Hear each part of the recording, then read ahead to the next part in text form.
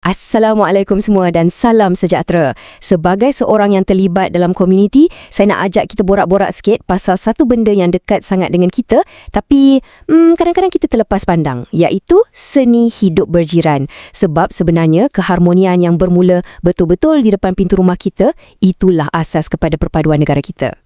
Jom kita mulakan dengan satu soalan jujur untuk diri kita sendiri.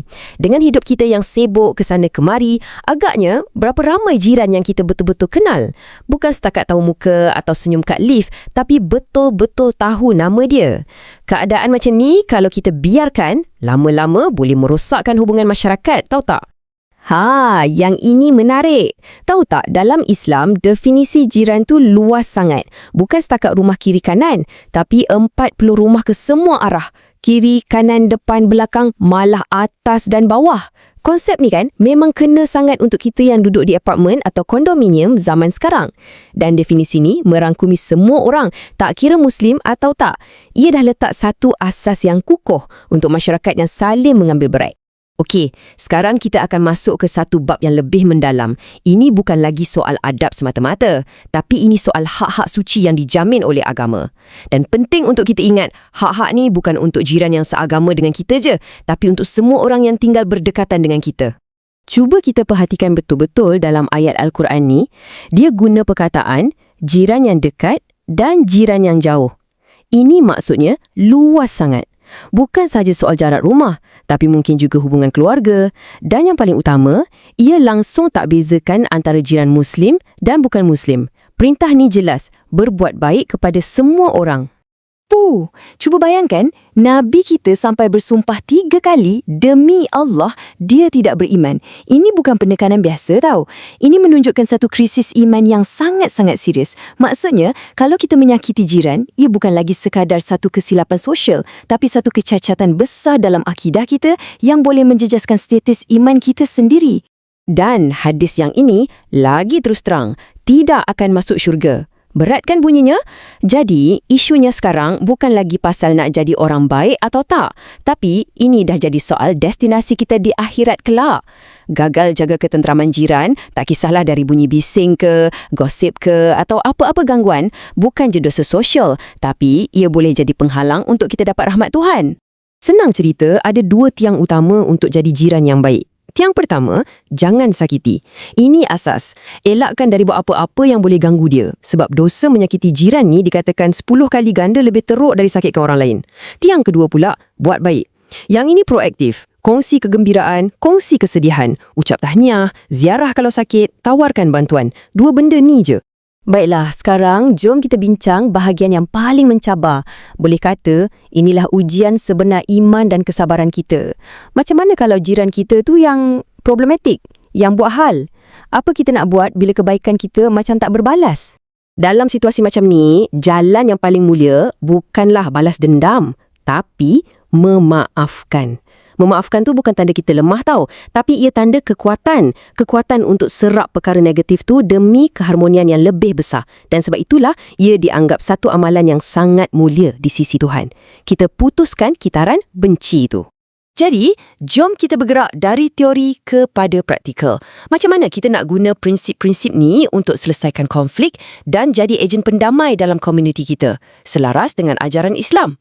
Bayangkan senario ni, rasanya ramai antara kita pernah lalui kan? Sekumpulan remaja buat bising sampai lewat malam. Nak tidur pun tak senang. Mungkin bukan remaja, mungkin isu parking atau macam-macam lagi. Inilah realiti hidup dalam komuniti yang perlukan kita jadi bijak untuk menanganinya. Ini contoh pelan tindakan yang sangat baik. Pertama, jangan terus serang. Jumpa ibu bapa mereka dulu, bincang elok-elok. Kedua, cuba faham kenapa agaknya budak-budak ni berkumpul. Mungkin sebab bosan tak ada aktiviti lain. Ketiga, jangan sekadar komplain tapi bagi cadangan. Ajak anjurkan program sukan ke, kelas ke. Dan keempat, dalam program tu selitkan sekali mesej tentang hormat jiran. Nampak tak? Kita tukar masalah jadi peluang untuk bina komuniti. Sebenarnya, seluruh plan tadi tu adalah terjemahan praktikal dari ayat ni. Kita tolong-menolong dalam kebajikan, iaitu membina komuniti yang aman. Dan kita elak dari tolong-menolong dalam dosa dan pelanggaran, iaitu bergaduh dan berpecah belah. Prinsip inilah terasnya. Okey, tadi kita dah cakap pasal cara nak selesaikan masalah. Sekarang, macam mana pula kita nak cegah masalah tu dari berlaku? Macam mana kita nak bina immunity komuniti kita supaya lebih kuat dan tak mudah berkonflik? Jawapannya mudah je. Ia terletak pada tindakan-tindakan kecil yang kita buat setiap hari. Terutamanya bagi kita yang duduk di apartmen, ada 3 benda mudah yang kita boleh terus buat. Pertama, dalam lift tu, senyum dan tegur dulu. Kedua, nampak jiran bawa barang banyak, tawarkan bantuan. Ketiga, kalau ada masak lebih sikit, hantarlah semangkuk 2 ke rumah sebelah. Benda-benda kecil macam ni lah yang lama-lama akan menyatukan kita. Dan percayalah cakap saya, dalam keadaan kecemasan, jiran sebelah rumah tu jauh lebih berguna daripada keluarga yang tinggal beratus kilometer jauhnya. Kalau ada apa-apa jadi tengah malam, siapa yang akan sampai dulu? Jiran kan? Merekalah barisan hadapan kita. Sekarang, mari kita sambungkan semua titik ni. Apa kaitan antara senyuman di koridor apartmen kita dengan kekuatan dan kestabilan negara kita? Mungkin bunyi macam jauh, tapi sebenarnya ia sangat-sangat berkait rapat. Ayat ni kan seolah-olah diturunkan khas untuk Malaysia. Kita memang diciptakan berbangsa-bangsa dan bersuku-suku. Tujuannya apa? Supaya kita saling kenal mengenali. Jadi, hidup berjiran dengan baik sesama kaum dan agama ni bukanlah satu pilihan, tapi satu tuntutan untuk kita penuhi matlamat Tuhan menciptakan kita berbeza-beza. Jadi, jangan kita silap faham. Perpaduan negara ni bukan dibina di parlimen sahaja. Ia dibina di peringkat akar umbi. Melalui secawan teh yang kita kongsi dengan jiran, melalui ucapan selamat hari raya atau happy Deepavali, melalui bantuan yang kita hulur tanpa kira bangsa. Di situlah asasnya. Hadis ni adalah kemuncaknya. Ia menunjukkan betapa suci dan beratnya amanah berjiran ni. Bila hak jiran tu diletakkan hampir setaraf dengan hak waris keluarga, ia bagi isyarat yang jelas. Kalau kita abaikan jiran, ia umpama kita mengkhianati salah satu ajaran yang paling penting dalam agama kita. Akhir sekali, saya nak tinggalkan anda dengan satu cabaran. Bukan sekadar angan-angan. Komuniti yang hebat dan negara yang padu tak lahir dari slogan semata-mata. Ia lahir dari tindakan. Jadi mulakan dengan satu langkah kecil minggu ini dan jadilah pencetus kebaikan di kawasan anda.